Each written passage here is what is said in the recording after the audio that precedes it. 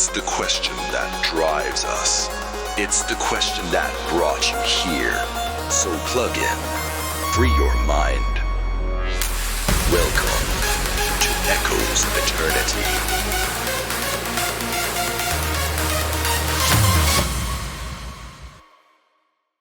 Have you ever been fortunate enough to come across someone that just vibes on a whole new level, who chooses love and focuses on positivity? Our guest today isn't someone who simply talks the talk, but gracefully radiates hope, kindness, and authenticity. She believes in the holistic approach to health and fitness. As an educator of mindfulness and a practitioner of yoga and sound therapy, she understands the relationship between the mind, body, and soul. However, in a single moment, her life took an unexpected turn. From empowerment to resilience, she has so much to share with the world, bringing a sense of magic and purpose to everything she does. I am so thrilled to present to you Jade Akasha. Jade, welcome to the show. Thank you, Shamil. Thank you for having me. You're so welcome.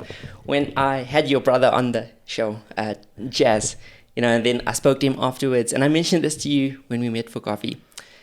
He told me, you have to get my sister on the show, right? She has so much to share, and you can have such a, good time. He used the South African word jol, right? And then I was love, wisdom, positivity. I was like, this is Echoes of Eternity, so definitely. Thank you for joining me here today. Thank you.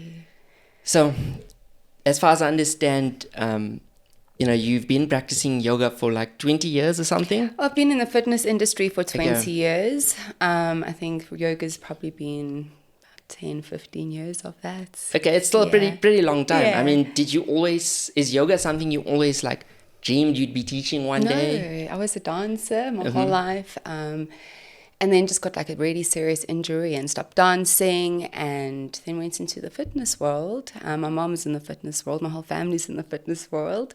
So I just kind of gravitated towards there and wanted to do yoga because of the flexibility. But then obviously the more you're doing it, you realize it's not just about flexibility, and it kind of just hooked me, it grabbed me. Yeah, that's amazing. And it's funny you mentioned you were a dancer, I didn't know that. And you mentioned injury, and we'll come back to that, right? Because it's just important for all of us that are listening in to note that it's maybe wasn't the first time you encountered injury. And then you also now, like I mentioned in the intro, you're an educator of mindfulness, you do sound therapy, you do yoga. There's a lot, right? I mean, you even studied psychology. Now, how did the culmination of all these different elements come together for you? I think it was just life experience and divinely guided to all these different aspects. Started at a very young age taking an interest into Reiki and energy healing. I got my Reiki qualification very, very young. And those teachings just stuck with me, and then the yoga teachings and medicine journeys and self-exploration. I think everything just started piecing itself together as beautifully as it could. So, yeah. And I think that's beautiful, actually, because, we're chatting about it now. I didn't even know some of this, the Reiki healing and stuff. And you mentioned the self-exploration, this journey of self-exploration. And it weaves together this beautiful tapestry almost. It looks very beautiful on the front, but only you know what it looks like at the back. Yeah. But I think it's such an amazing journey. All these little pieces, and I think for me what's so beautiful is just the way you've stitched everything together. And then not just for yourself, right? But you share that with others. You teach this to other people. Yeah. Is that something you always wanted to do, is teach and share with others? Obviously, I'm going to make a big assumption here. But when you first started all of this, it was for yourself. Yes. And then how did that change or evolve? I think through many hard life experiences, I had to rescue myself over and over and over, and always wanted some help and didn't know really where to go. And having all the tools and knowing what pulled me out of the darkest spaces, I really wanted to share that with the world. I truly believe we're all just here to guide each other home, and what's the point in me getting there all great and successful when no one else can join me on the top? So, yeah. No, agreed. That's like, it's truly amazing. It's touching, actually. We've chatted about this offline, and we've said that we could probably have and probably will do, an episode or two on all of these like amazing little pieces and go a bit more in depth, into it, like the yoga and the mindfulness and all of that good stuff. But today, we're really here to discuss the moment your life actually fell apart and then how you were able to pick yourself up. I think there's so much that you have to share with all of us through that experience. So it was March 2021, correct? Yeah. You probably don't want to remember that date. Yeah. I don't What mind. happened on that, or in that month, or in that class? You were teaching a yoga class, I think. Yeah, it was like a very late yoga class, late evening. I had been teaching probably like 8 classes before that. Not yoga, I was a fitness instructor, so it was a variation of different exercises. And I was demonstrating a headstand right at the end of the class, and body just fell out of it, maybe exhaustion, and I toppled over the podium, but my head stayed like kind of glued to the floor. Just sorry to interrupt you, Jade. Maybe for some of us that don't know what a headstand is, like, I think so many of us are picturing a handstand right now. How is that different to the headstand? The headstand's when you're actually on your head, on the crown of your head, and your legs are directly above you. Exactly, so very different to a handstand. Yeah, right? yeah. Okay, and now you said you fell out of this headstand. Yeah, I broke my toe in the process. I don't even remember the toe incident. I just remember having a sore toe, but more so I was concussed. And I'm quite used to injuries. Like I sustain a lot of injuries being in the fitness world and being a dancer. I had two bulging discs as a dancer in my back. I had a speaker fall on my neck about 6-7 years ago. I was also concussed then. Had to pull myself out from that as well. So multiple injuries. It's like, okay, well, this is just another one. I was in a neck brace for about 3 weeks. I had to get back to teaching, had to make my money. My Himpers were waiting for me. So yeah, I went back to classes, still with the pain, just carried on. But gradually, my health started deteriorating, and I actually wasn't really sure what was going on. There were multiple aspects it could have been. Probably I was thinking burnout initially, just like blacking out in classes, or my body just like not keeping up, and just small little things. By December, I was a wreck. My body was a wreck. I couldn't do much at all. I couldn't make it up a flight of stairs with my heart racing, my body like trembling, fainting quite a bit. There were lots of. By the end of all of this, I had 48 symptoms. Yeah, it's a lot. But okay, so let's take a step back, right, before we even get there. So I'm trying to paint this picture for everyone, and I mean, it sounds excruciating, and it's interesting that this isn't the first time that you had a concussion, you've had injuries. But in that moment when you were in that headstand and then you fell, whether it was from exhaustion, burnout, whatever it may be, it might be difficult for you to recall, but do you recall what was actually going through your mind in that moment? Because you were teaching a class, right? So honestly, I just wanted to pull myself towards myself so I can finish off my class gracefully, and just send them off peacefully as well, without the panic of like their teachers just fallen. So it was very disorientated and just got them through. And afterwards, I just sat there like shocked and stunned. I didn't know what had actually happened. People had to come fetch me. I couldn't even drive home. So yeah, the emotional aspect behind it, or the thoughts behind it, I can't really recall, but I do remember just trying to like breathe myself back into my body just so I can finish off the class. It was right at the end. So yeah. I mean, that's like, it's incredible that you still had, I want to call it the strength to finish off the class. I think that's quite incredible. So kudos to you for doing that. And I'm sure all your students have appreciated that as well. I have to ask though, right? Because now you mentioned in your story, you then had this neck brace on, and did you continue to teach classes with the neck brace, or did you kind of wait for that to come off and then you got back into teaching? A bit of both. It was quite a crazy situation because 2 weeks after that I was driving, and was actually involved in a car accident as well with my neck in that state. So it was like just a series of events, and yeah, I had to get back to classes. My neck was still sore. I just avoided the things I couldn't do. Still kept the neck brace on. There was a period where I did obviously rest, but rest was very difficult for me at that point. I didn't understand what that meant. Being ill flat on my back for 2 years, I realized, okay, well, this is more the tune I actually should be flowing in life. And I think that was a big takeaway from all of it, was just learning to slow down, just not having to have such a busy lifestyle.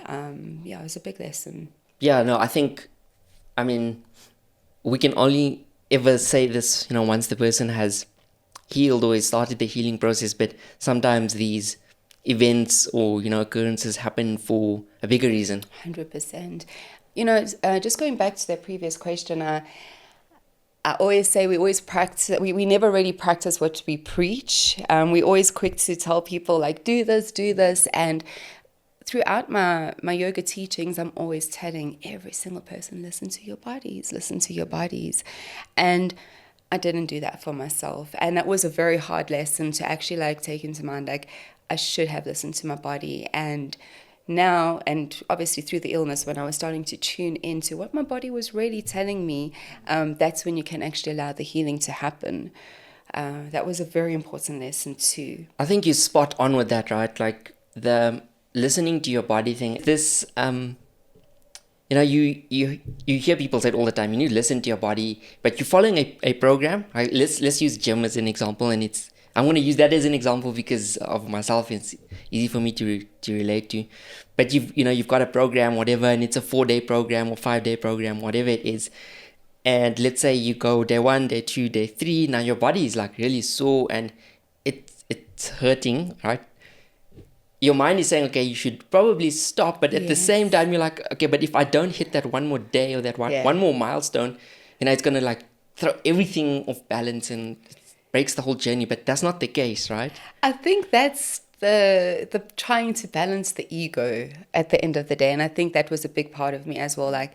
The ego is nothing negative. It is such a part of us, but we have to still balance that part of it with listening to our bodies, that unconditional love for self, that higher self that actually knows better, the one that's telling you, have that rest day. The ego wants to say, but I need to meet my goals. And we've just got to find that balance. Okay, but ego, we'll meet our goals tomorrow. Today we're going to just chill. And to be able to converse with our ego like that, I think it just calms it a little bit and guides it better, because we still need our ego. It is very much a part of us, but it can't be in charge and in control and demanding. Our higher selves have to be the ones dictating our course of action. Yeah, agreed, fully with that.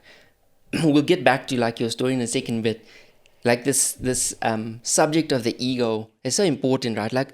I feel like so many people know about the ego, but how do we, like you mentioned now, we need to start conversing with the ego. How do we begin that? Do you think it makes it easier once we, sort of give it an identity and sort of separate ourselves a little bit from it to say, this is not really who I am? Yes, the ego is important for certain aspects of life and maybe certain elements. Yeah, how do you start, quieting the ego, like you're saying, or making that distinction? I hear you. So I tell you often, I was the biggest cougar, and I was blinkers on to everything, and me, very ego driven, shopping, makeup, clothes, handbags. That was my life. And I did a medicine journey, ayahuasca journey, and that kind of pulled me right out of that whole aspect of myself, that identity I was holding on to. And from there, I could see, okay, but that bitchy aspect of me that I had as a defense mechanism growing up, I still have that with me, and it's still a protection. If I need to be putting my boundaries up, that's still a part of me. So at one point, I completely let go of everything ego related, and I was getting walked all over, and people were just crossing my boundaries, and I realized, wait. We still need that part that little part of us that's there for survival. I have to survive in this world, and part of that is having that ego. That's like a very interesting perspective. Like, it's not something I ever thought about. So for me, I also had this, big part of me that was like very egotistical and very arrogant. But again, it was more because it served as a protection, like you're saying. It's allowed me to put up boundaries. And then so this is just obviously my experience and my opinion on it, right, on the ego. But it then, once I went on this journey of like self-discovery, I started going within. And then I started finding myself and who I really want to be. I felt like I didn't need to put up the boundaries and the walls. I didn't need to protect myself. This is who I am. Whether the world likes that or not, it's really fine. I mean, but I think, it's very interesting that you mentioned the ego, and you've given us that perspective on who you were before all of this. So now let's go back. So you were teaching the yoga class, you fell out of the headstand, you had your neck brace on, and it was quite a struggle for you, right? That whole, before we even get to the part where you went to those 16 doctors, right? That journey of just almost coping, with the injuries and stuff. How did you, end up at that point where you were like, okay, I need to go and see, that first doctor? So basically, I was on holiday in December, and I just thought, okay, really not well. Went home and I rested. Went back to teaching the second week of January, and by the third class, like, I was collapsing. I was just, there was something seriously wrong, and I'm very in tune with my body. I was super, super healthy. My body shouldn't have been reacting that way, and I went to my mom and I just said, like, something's not okay, and we went straight to our GP, and he sent me off to a specialist in Mill Park Hospital. And from there I was in hospital for 2 weeks. Every scan, like literally scanned everywhere but my neck. I complained over and over on the neck pain, but their bigger concern were my organs. My heart rate was ridiculous constantly. And they were really concerned about the constant high heart rates and my blood pressure. I did like something called the tilt test, where my body's supposed to react one way and I completely like blacked out. I had an episode in the MRI that I think it could have been a seizure. It was like multiple instances in the hospital that they just came to no conclusion still after everything there. And I went home feeling defeated, and I looked like a frail old woman. I was walking like so hunched over, I couldn't stand up straight. My steps were like so slow and small. I needed assistance to go everywhere. And I think that just deteriorating to that point and thinking like there's no answers. No one's giving me an answer. Am I going to be this way for the rest of my life? And I can get so emotional about it because I genuinely thought, like, now what? What do I do with myself? Am I going to die? What is going on? And that was a very, very scary part of it. I can imagine. I mean, it sounds like an episode of House. I'm not sure if you've seen the series, but just from what you describing that you went through almost every test in the hospital, and to come out of that at the end without like a conclusive diagnosis, I think can be quite terrifying. And I can only imagine what you went through. You then didn't give up, right? You went to a second doctor. Like, what kind of trigger did you just? So I had in total, I'm sitting on 17 doctors.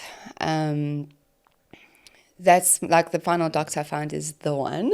But before I found him, and I just come out of hospital, I was sitting under a tree. I was busy meditating, which is a tool I'm so grateful for because it's kept me going all these years. And I was just sitting there meditating, and I got very clear guidance from God, higher self. You need to take your healing into your own hands. No one's going to save you but yourself. And I sat there and I sobbed because I I knew exactly what I needed to do. I've got all the tools. I've got all the knowledge. Why am I actually like handing this over to somebody else to figure out for me? Exactly. I was just going to say, right, like you said, you're in the fitness industry for 20 years, a dancer, mindfulness, meditation. Yeah. I mean, the fact that you had all the tools. Yeah. Did you ever feel at any point helpless before Yes. you came to this realization? Yes, and it's because I don't think I've ever been that sick before. And I thought surely like they could pick it up in hospital, if anything. I've never been that sick. When I was like on death's door, I tell you, like, it was a glimpse. And also not knowing, if you tell me, okay, your neck is out now, I can go channel my focus and my energy into that. But when you've got 48 symptoms and you literally can't get out of bed and all you're doing, like I was consumed with pain. It was like a deep bone pain. And I mean, you could barely touch my skin like this.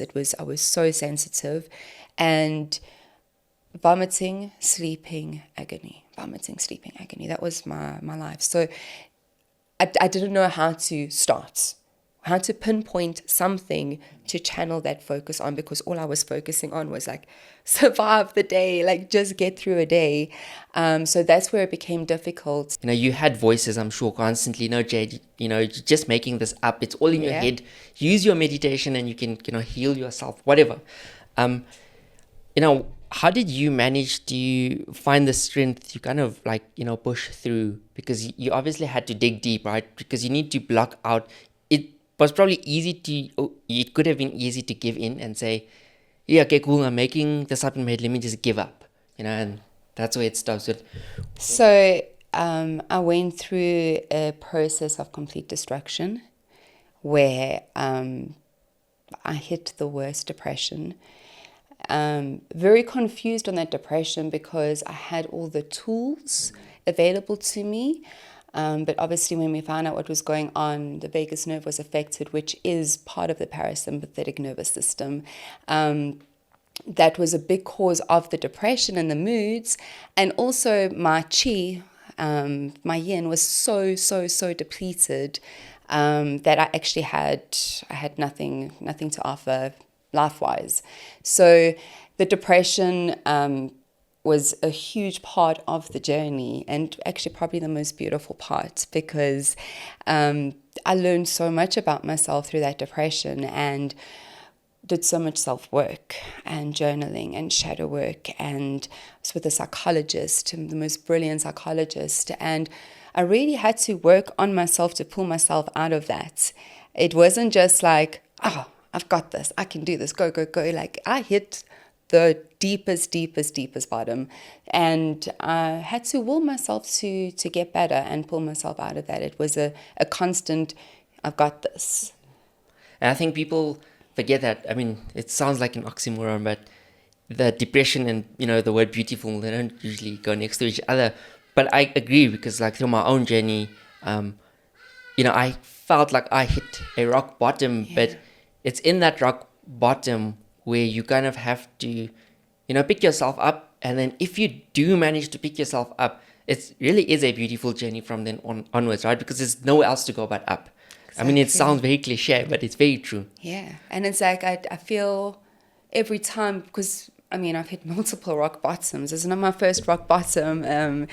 There's been multiple, but every time, I think this was the worst, but every time that I have come out of it, I've leveled up so much more. I think, again, that's so important for us to highlight on this platform, right? You don't ever have just one rock bottom. Yes, maybe, but you could have multiple rock bottoms. And I love the word you used. Like every time I've come out of it, I've leveled up. It's amazing.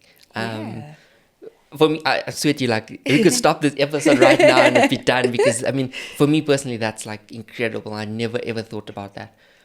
So I love having these conversations. I do. I feel like I get reborn every single time, and I've come back, like, with more wisdom and just more inner strength, more inner knowing, closer connection with God. Everything just gets better than the previous version of myself. I want to, before we get back to the syndrome that you were actually diagnosed with, while we're on this topic of depression, there's probably someone out there that will say that it's easy to say, just pick yourself up and get out of depression. But I think you and I, going through this, and you going through it multiple times, we're acknowledging that it's not easy. I don't know for you, what was the trigger or the turning point to say, what, this is not where my story ends? So I was getting better, and I could see a lot of progress happening. And my ex broke up with me, and his reason being that he doesn't see me getting better in the future, even though I do believe there were multiple other reasons for that. And I remember going back home to my mom, and I was just completely ruined. I was destroyed mentally, and I said to myself, like, this is not going to happen anymore. Like, I've got to get myself right. I've got to pull myself towards myself. And it wasn't easy. Like, I had good days and I had bad days. I actually gave myself a period to mourn that relationship, and just said, okay, I've got this amount of time, feel it. And rewiring. There were multiple things I did to do that. There's a brilliant guy on YouTube. He's a mindset coach. And I listen to his affirmation tapes every night, mindset affirmations. That was one of the big things that helped me rewire my mind. I think because we can access our subconscious so easily through our sleep, it had a really good imprint on the subconscious. Along with that, so much shadow work. So in that time, like, I must say, like, being out of that environment with my ex, because there was constant pressure on me to be better, to be more, to go, go, go, go. And all my body needed to do was heal. And I wasn't allowing for that, because I then was taking on that pressure for myself. I went home back to my mom, and that loving, nurturing environment where she just wanted my health and healing, nothing more. I just was able to work on myself, work on the shadow work, not having to be all that for a person or family. And I did a lot of shadow work, a lot of meditation. I was in the garden every single day, started slowly doing some yoga, getting some movements in. No, that's like incredible. Briefly, like you mentioned shadow work a few times. I have no idea what shadow work is. So maybe just briefly, what is shadow work? Shadow work is also, like, I'd say, very new, probably the last 5-6 years of my journey that I've tapped myself into it. But more so the last 2 years, I've been really focusing on it. And I like to see myself as a light worker. But in the same time, we can't be a light worker if we're not a shadow worker as well. We can't guide light if we don't know the dark. And I had to go tapping into aspects of myself that I wasn't aware of. And we all have that dark, and we can't keep saying the dark is evil, and dark and light are just the duality of life. We've got night and day. It's nothing less beautiful. The darkness that's within us is also beautiful, just a different kind of form. And I had to go finding those dark aspects within myself, these shadow parts, and they generally lie in the subconscious.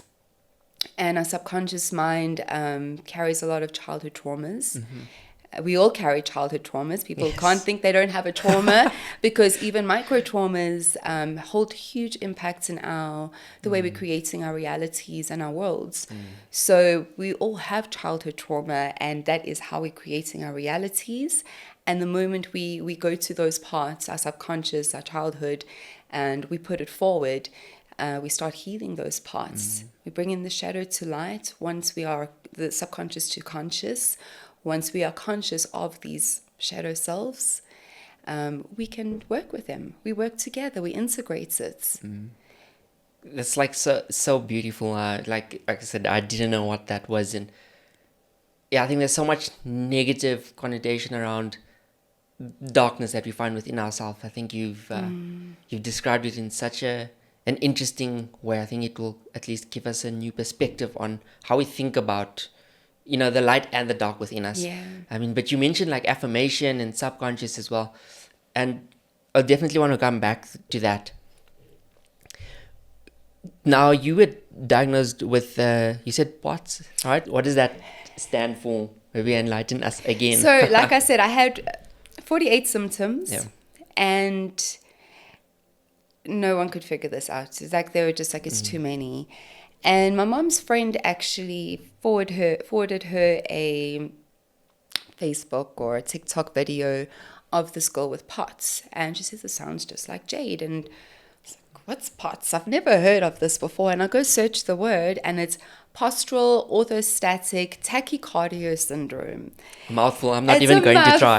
So that's why it's like we just say POTS. And I went to go do some research on it, and all my symptoms were there. And I joined a couple of Facebook groups, and just listening to other people's experiences, I was like, that is 100% what is going on with me. There's no doubt about it. So that was when and then I went to another cardiologist, and he ran a bunch of tests that they do, and he confirmed the POTS. It was a relief to just have, I think, a diagnosis of some sort. But I think by that point, I was already on the wavelength that God was just redirecting me to my higher power, to be living my truth and my purpose. I think the teaching at the gyms was really holding me back a lot in following my path and the path God wants me to be taking. And I kind of like had come to terms with that, like, God wiped me out so I can just see things clearer. So I was already on my focusing on my other type of healing, the sound healing, things I could do that wasn't requiring movement by the time we found out about the POTS. So it was nice to just have that. But at the same time, I was like, not satisfied. I'm not satisfied with telling me to take a pharmaceutical for the rest of my life to just a healthy heart. Every heart x-ray or a thing that they did on my heart, they're like, you've got such a healthy heart. You've got a beautiful heart. I was like, no, I've got the best. But I've got a healthy heart. Why are we going to slow this down if it's not what's it's not the source, really. And then I was just on a rampage to find out what was going on with me, and very tenacious. I'm a very tenacious person. Like, I will not stop. I was not satisfied with me just having POTS. I did not want to have a life like this. I know I can heal anything. We've been shown over and over, you can heal anything within yourself. And I was like, I'm not just going to accept this for myself. And I saw on all the groups I was on, all the people on there had just given up. They just accepted that this is the way they're going to be. And I said every day, I cannot. Like, I will move my body again. I will do yoga again. So then I found a video of this girl with cervical instability that was triggering her POTS. And by the time I went to the physio and she had seen my neck, my C2 was completely malrotated, and it was sitting on the side of my neck here. We all thought it was a lymph node that was protruding like that. But it was actually the vertebra that was sitting here, and then obviously cutting the supply from the vagus nerve, which signals all from the brain to all the organs, the information of what they need to do. So and that's, my organs started failing. Everything was just downhill from that point. We figured it out much later on, what was going on. We put the C2 back. I was just at physio again, and the C2 is not completely back. That's why I'm still having a few symptoms, but I'm happy. That's great. My inner being is so happy, and this will heal with time. I trust that this is going to heal. The mental aspect of this whole journey was the most challenging part of all of it. Way more than a physical injury could ever bring. That was the challenge. Yeah, the mind is everything, right? Maybe we can touch on that a little bit. So, what you're describing with, how this injury has affected so much physically, it sounds excruciating, right? And I think even above that is like you're saying, it's like this mental journey, the mind. It controls so much.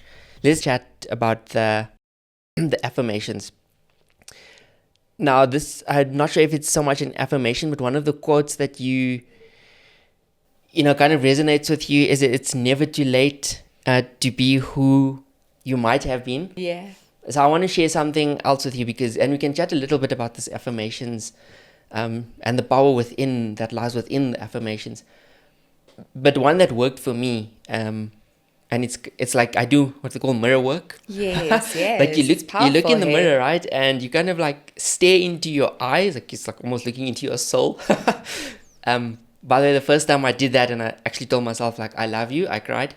But anyway, so getting back to this, so I looked in the mirror and the one I used was I can be what I will to be, and I practice it like every day. Yes. I say it to myself, and Yes. affirmations are so powerful, right? But for you, how did you find an affirmation that resonated with you, that you believed in? So much in that. Firstly, that mirror work story. Like I remember my first time doing mirror work too. I couldn't look at myself, and the teacher I had at that point told me to make fun of it while I'm doing it, and that's the only way I could actually get myself to it. So I was like, I love you, you sexy thing. You gotta like really like humor yourself and have a good laugh about it. So that mirror work was very, very powerful to eventually be able to look at yourself in the eyes and say, I love you, and truly feel that to the depths of your soul. I had to go back to those tools. I mean, that was one of the first tools I learned on this healing journey was mirror work. And through this period, I found myself having to go back to all my beginning tools from scratch. Everything was from scratch. So I was doing that mirror work too, because at that point I had no confidence. I wasn't who I thought I was, or, I didn't have the body I had. I had wrinkles all over my face. I was sick, skinny. So yeah, a lot of self-love had to go on there. And like you say, this constant wake up. There was no specific affirmation that got me through. There were multiple. I wrote in my diary, my journaling every single day. I was watching podcasts and videos. I think I was constantly getting messages from my members, how much they miss me.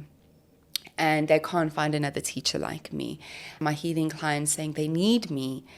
And I'm lying there depressed with I knew my purpose, but I couldn't action my purpose. And the moment I was able to get slightly better, that I could start living in that purpose again, like I said, seeing some healing clients, that was the little spur on to get better. And I've seen with a lot of my clients, like a lot of the depression roots from that lack of life purpose. If you don't have something to wake up for and be excited about, it makes it that much harder to get out of bed and be happy. So if you can just find joy in the smallest of things, to do something to make you feel like you have purpose, that's a really good place to start. And that's what helped me a lot. What you're saying now, I can relate to it so much. And this, finding the purpose in your life, and if you feel like you don't have a purpose, it makes it difficult to get out of bed. And I mean, that's definitely something that's part of my own story. I think what I want to touch on or just mention is, you often find your purpose in something you never thought was going to be your purpose. And for me, a lot of the times it seems to always come back to helping other people. And I've had like guests now on the show, and all of them to some extent have mentioned service, right? I think the minute you stop, and I say this with take it with a pinch of salt, but the minute you stop thinking about just me and this my purpose, and it's all about the ego again, and you start shifting that to, okay, how can I use my gifts, right, to be of service, and it just opens up like a whole new world. 100%. I mean, the fact that you had people calling you up, messaging you, I think that again is just amazing. So it's quite interesting. The last, I'd say from about January, my health has really started improving quite a lot. Like I said, I still have a few things that are going on, but January, it's really been improving. And I was connecting with God, and I said, I'm your vessel. You've gifted me with all these tools. Please give me guidance, give me direction, show me where you want me to go to be of service to you. And that conversation, I literally had chills everywhere. I knew I had made that connection. And the next day you had messaged me about this podcast. And so many other beautiful opportunities have been coming into my existence. I haven't gone seeking. They've just been showing themselves to me. And I know that's God guiding me. And I'm going with it. A true heart's prayer. I'm going with it. Like, just use me how you want me to be of service. We need to help one another here. That's very true. I mean, it's great. Jade, thank you so much for sharing everything. I think before we get to reflections, you've had quite the journey. At least, let's say this book of yours, right? Because, I mean, we all have multiple books in life and each book has its chapters. Yes. I mean, this one has been a very interesting one for you, I'm sure. What is the kindest thing that someone can do for themselves, like today, no matter where they are on the journey? I think just viewing yourself with unconditional love. And it's really harder than what it sounds. But there's a teacher, he's my favorite teacher, Ram Dass, and he talks about loving awareness. And when you can start just viewing everything in your surroundings with loving awareness, including yourself, most importantly self, that includes compassion for self, that loving awareness. The moment you can start tuning into that aspect of your being and each other's beings, that's loving awareness for one another will make you realize yourself more, because we are just mirrors of one another at the end of the day. So when I am loving and aware of you, therefore I'm loving aware of myself. Wow. Mind blown. That's so beautiful. Thank you so much for sharing that with us. Let's head on to reflections. So, do you want to grab over your object that you brought in for us today? Always so excited to see what the guest has brought in. Amazing, it's more than one object. Okay, so I want to ask you to maybe, if you as you go through each object or however you want to chat about it, let's just also describe it for those that are not really watching but only listening at the moment. Oh, okay, great. So all right.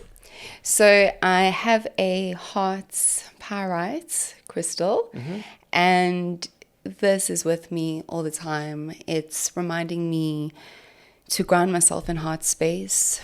I think that's my favorite place to reside in, and to live life in is through heart.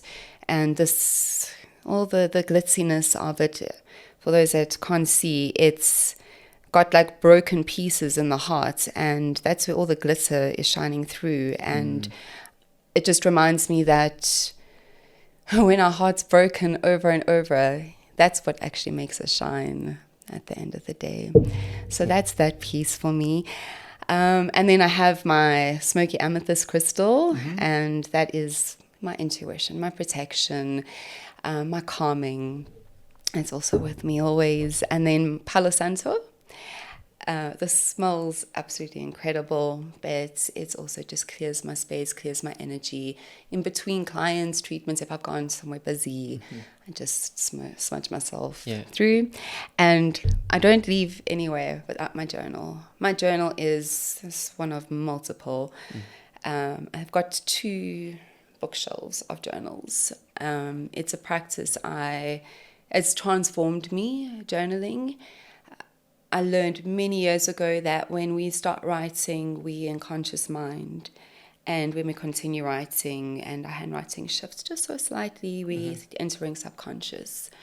And I think releasing, and like I've said earlier, about bringing that subconscious to conscious, that is where we can make those shifts within ourselves. We don't know what's going on back there. And the moment we become aware of it, we're like, oh, that's why I behave that way, or that's why I'm doing those things.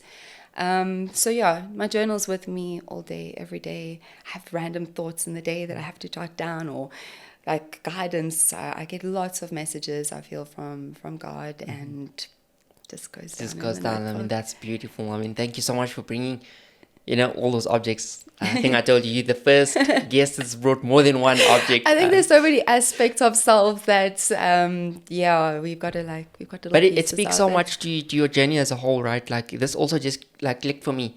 When we mentioned it at the beginning, there's so many different, dimensions to who you are and things you do.